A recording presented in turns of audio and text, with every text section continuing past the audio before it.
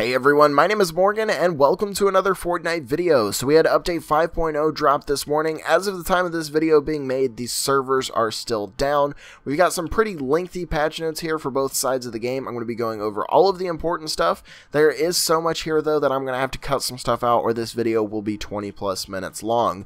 For those of you here for Save the World stuff, you can skip to roughly 3.5 minutes in and I'll be on to the Save the World content. So let's go ahead and get started. So for Battle Royale, weapons and items, shotguns will now indicate how many pellets hit visible within the reticle.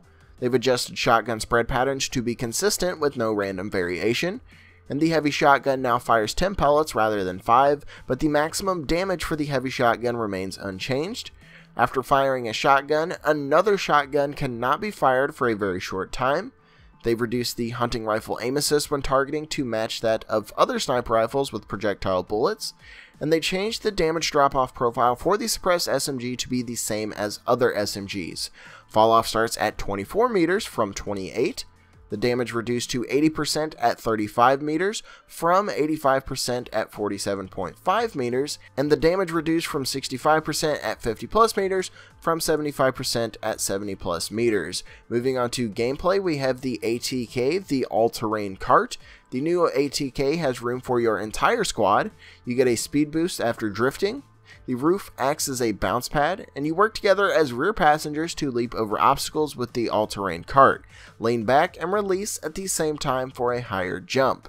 The map has been updated. There's a new desert biome, 2 new named locations, Paradise Palms and Lazy Links, and a few unnamed POIs have also appeared across the island. The center of storm circles 7, 8, and 9 can now shift in random directions instead of simply shrinking. As the storm closes in, it will move and shrink to the new location. Starting in Season 5, progressive challenges will no longer be restricted to a single season. You can now complete progressive challenges at your own pace. Progressive challenges are now completed by acquiring a fixed amount of XP and is no longer dependent on your season level. Gyro and motion controls have been added to the Nintendo Switch, and you can adjust these options in the settings menu.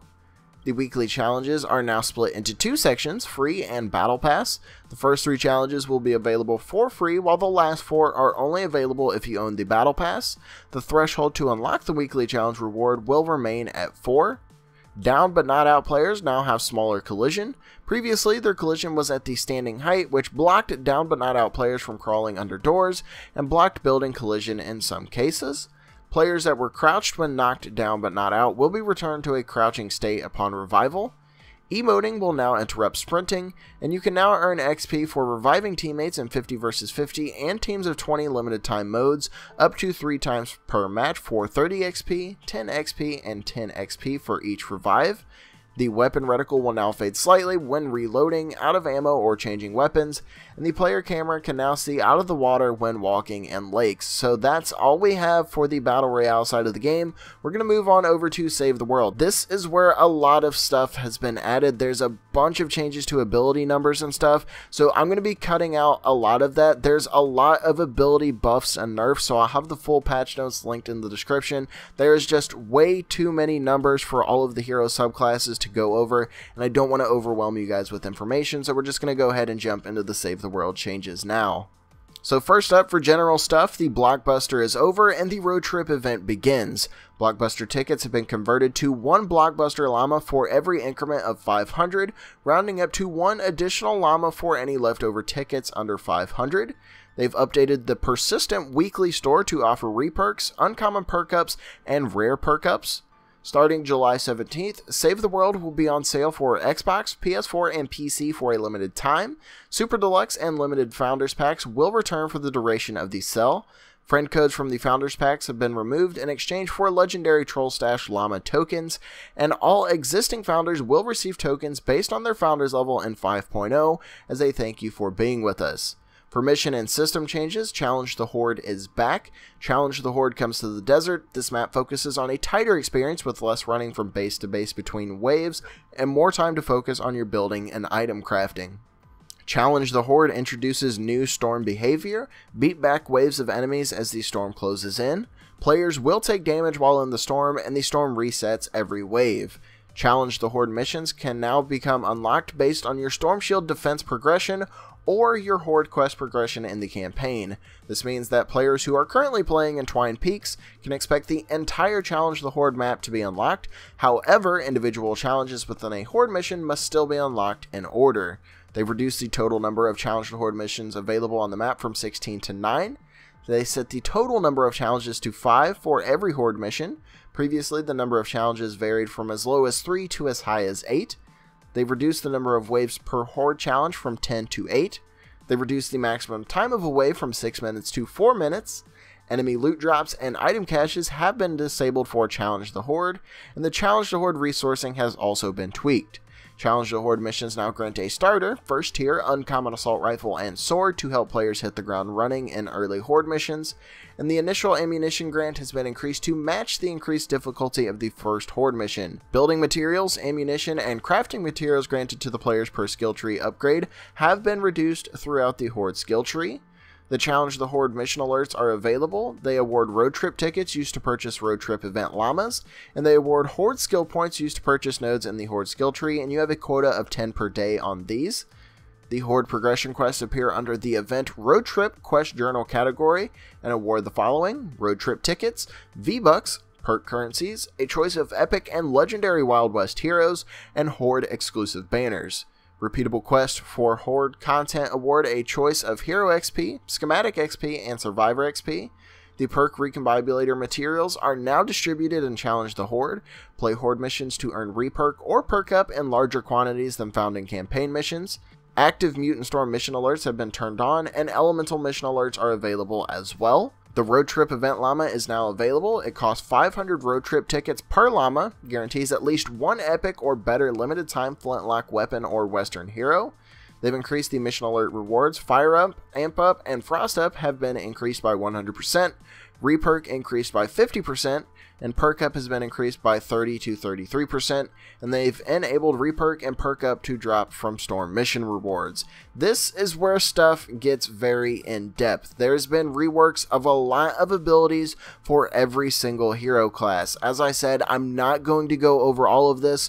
There is way too many numbers here to go over, so if you guys want to read this part of the patch notes for yourself, I will have them linked in the description below. There's just way too much here. Lots of numbers, and I don't want to overwhelm you guys with all of this information, but there's some pretty good changes here as well. Lots of awesome buffs to certain abilities, so we're going to go ahead and move on to the next part of the patch notes. Wild West heroes have been added to the Road Trip Event Llama. The soldier has a new subclass called First Shot featuring a new character called Rio. The description: reloads to get a large initial hit of damage, then follows up with the high fire rate burst. The new perks we have are Locked and Reloaded. After reloading, rate of fire is increased by 25% for 5 seconds. We have Padlocked and Reloaded, increases the rate of fire from Locked and Reloaded to 50%. And then we have First Assault. The first bullet fired after reloading an assault rifle critically hits enemies, and it has been removed on weapon switch. And then we have a new tactical perk called Practice in Combat, which we don't have a description on what this is. Next, we have the new ninja subclass, Explosive Assassin, featuring Kin. The description: sword-focused ninja that stacks up assassination to discharge an energy blast and utilizes smoke bomb to keep stacks up. For new perks, we have Assassination Juice. Smoke Bomb now generates a stack of assassination every second when the ninja is inside the affected area. We have Endless Smoke, increases the radius of Smoke Bomb by 45%. And then we have Assassination Discharge. When assassination reaches 5 stacks, it will trigger an explosion, dealing energy damage in a 0.5 tile radius. After the explosion, all assassination stacks are removed, and a new tactical perk called Assassination. For Constructor, we have the new subclass Vintage Tech featuring Penny. Description: the constructor that uses Plasma Pulse to create plasma bomb zones. We have new perks. Supercharged Plasma increases the damage radius of Plasma Pulse's mini balls by 60%. We have Malfunction. Plasma Pulse now spawns 8 plasma balls that deal 550% more damage. The plasma balls will be spawned all at once and explode after 10 seconds if not triggered. And then we have a new Outlander subclass called Wild Fragment featuring Deadeye. Description: mobile Outlander that gathers large amounts of fragments to continuously place empowered teddies. For new perks, we have Look What I Found. Start missions with 3 charge fragments. The next new perk is Load Bearing. Teddy's damage is increased by 50% if placed with a fragment. And then Double Down, a 50% chance to find an additional charge fragment when collecting a fragment. For bug fixes, they have fixed an issue with Shock Tower that caused it to fire one shot less than intended. They fixed an issue which caused Shock Tower to not scale impact properly, and the phase shift tooltip now shows max charges. For weapons and items, we have the Walloper Hammer added to the event store. This is a hammer that delivers a hefty punch with slow, wide swings. We have a leap attack for this weapon, a heavy attack that jumps to the targeted foe and damages and knocks down nearby enemies. They've added the Flintlock weapon set, available in the Road Trip Llamas. We have Old Betsy, an accurate high-powered sniper rifle with a single round per magazine and a hefty kick. We have the Duelist, a slow-firing revolver with a powerful kick that deals heavy headshot damage and knocks back targets. We have the Dragoon. This is a heavy, short-range shotgun that damages and knocks back enemies in a cone. We have the Fishing Hook, a slow, heavy scythe with a wide swing and a whirlwind attack. And then we have Sir Hootie, a slow, heavy club with large knockback potential and a home run attack. The Adrenaline Rush heal has been increased from 180 to 215. The Airstrike cooldown has been reduced from 300 to 215. The Hover Turret, they've reduced the Hover Turret base rate of fire from 6 seconds to 4 seconds, and the upgraded rate of fire from 10 seconds to 6 seconds. Hover turret shots now deal energy damage and no longer deal impact damage. They've increased the base damage of hover turret explosion from 114 to 162. The proximity mine, the damage has been increased from 225 to 230, and they've reduced the recharge time from 240 seconds to 200 seconds. So that's all they've got for weapons and item stuff in Save the World. Moving on to gameplay, they've increased the effectiveness of energy damage against Elemental Husk from 67% to 75%, and they've increased the base run speed from 365 to 410. Sprint speed is unchanged. Players can now move while downed. They've adjusted the visuals of the down state to improve clarity.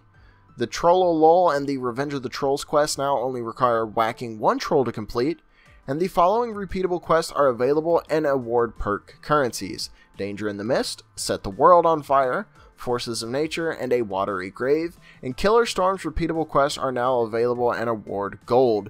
So that's all we've got for Save the World stuff. As I said earlier, the ability changes section, you guys need to go read for yourself. Way too much information there, a lot of numbers, and it's going to confuse a lot of people. So if you want to see all of the changes to abilities and stuff for every single class, the full patch notes are linked in the description. We've got a lot of great stuff going on for both sides of the game mode. We're now able to buy perk currencies from the event store. We got some awesome sounding new heroes. We've got some new stuff in Battle Royale. The golf cart sounds awesome. Consistent shotguns sound absolutely great. Let me know what you guys think down in the comment section below, but I am going to go ahead and get out of here. If you guys enjoyed today's video or found it helpful, a like is always appreciated. If you happen to be new to Split Screen, be sure to subscribe for everything Fortnite and more. Once again, my name is Morgan. Thank you all for watching, and I will see you guys next time.